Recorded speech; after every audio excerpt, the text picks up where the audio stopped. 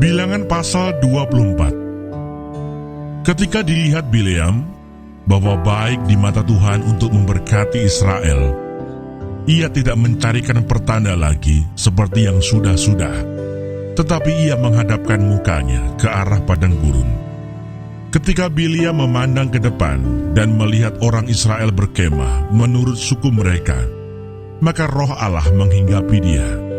Lalu diucapkannyalah sanjaknya, katanya, tutur kata Bileam bin Beor, tutur kata orang yang terbuka matanya, tutur kata orang yang mendengar firman Allah, yang melihat penglihatan dari Yang Maha Kuasa, sambil rebah, namun dengan mata tersingkap. Alangkah indahnya kemah-kemahmu, hai Yakub, dan tempat-tempat kediamanmu, hai Israel. Sebagai lembah yang membentang semuanya, sebagai taman di tepi sungai, sebagai pohon gaharu yang ditanam Tuhan, sebagai pohon aras di tepi air. Air mengalir dari timbanya, dan benihnya mendapat air banyak-banyak. Rajanya akan naik tinggi melebihi Agag, dan kerajaannya akan dimuliakan. Allah yang membawa mereka keluar dari Mesir adalah bagi mereka seperti tandu kekuatan lembu hutan.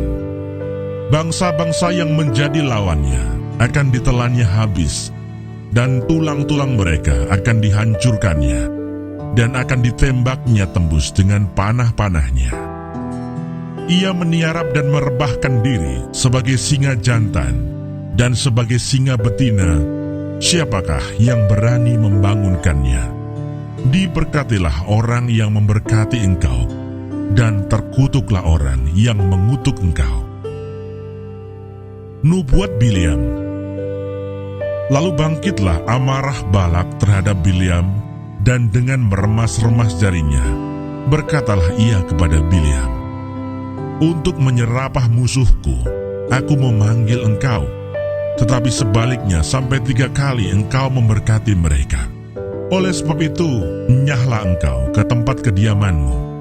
Aku telah berkata kepadamu, aku telah bermaksud memberi banyak upah kepadamu, tetapi Tuhan telah mencegah engkau memperolehnya. Tetapi berkatalah Bileam kepada Balak, bukankah telah kukatakan juga kepada utusan-utusan yang kau kirim kepadaku, sekalipun Balak memberikan kepadaku emas dan perak seistana penuh, aku tidak akan sanggup melanggar titah Tuhan dengan berbuat baik atau jahat atas kemauanku sendiri. Apa yang akan difirmankan Tuhan, itulah yang akan kukatakan. Dan sekarang, aku ini sudah hendak pergi kepada bangsaku. Marilah kuberitahukan kepadamu apa yang akan dilakukan bangsa itu kepada bangsamu di kemudian hari.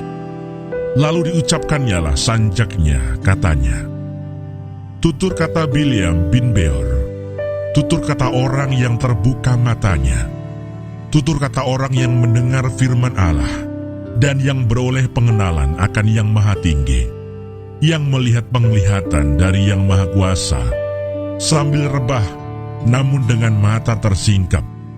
Aku melihat dia, tetapi bukan sekarang. Aku memandang dia, tetapi bukan dari dekat.